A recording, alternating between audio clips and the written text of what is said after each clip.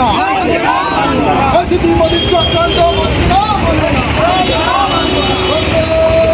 ওয়াকফ আইন বাতিল ও চাকরিহারা শিক্ষকদের পুলিশি নির্যাতনের প্রতিবাদে জাতীয় কংগ্রেসের পক্ষ থেকে রবিবার বারুইপুর পুলিশ সুপারের দপ্তরের সামনে মিছিল সহকারে এক বিক্ষোভ প্রদর্শন করা হয়। এই বিক্ষোভ কর্মসূচিতে নেতৃত্ব দেন জাতীয় কংগ্রেসের জেলা সভাপতি জয়ন্ত দাস।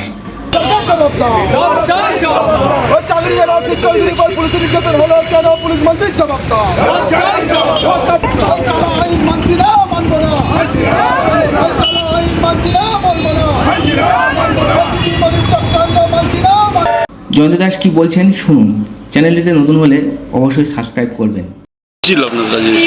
আজকে কর্মসূচি বলতে আজকে আমাদের আপনারা জানেন যে কালকে আমাদের বিকাশ ভবনের সামনে আমাদের সভাপতি সেসব শিক্ষক চাকরির দাবি যে যাদের 26,000 নিয়োগ বাতিল করা হয়েছিল, আমাদের নেতা রাহুল গান্ধী যার জন্য আপনার রাষ্ট্রপতিকে চিঠিও দিয়েছেন, সেই সব শিক্ষকদের জল দিতে গেছিল যারা অনেকক্ষণ ধরে বসেছিল রোদের মধ্যে, কিন্তু সেই সময় কিছু পুলিশ অফিসার তাকে জল দিতে বাধা দেয় এবং জল দিতে দেয় না, এই নিয়ে বসা হয়। তারই প্রতিবাদে আজকে ডেপুটেশন। তার সঙ্গে সঙ্গে আমরা যে বিজেপি যে ওয়াকফ বিল আনছে তারও আমরা বিরোধিতা করছি। কি আপনারা ডেপুটেশন দিলেন এবং মিছিল করেছেন? মিছিল করে বারুইপুর পার্টি অফিস থেকে মিছিল করে আমাদের ডেপুটেশন কাকে দিলেন? আমরা ডিআইজি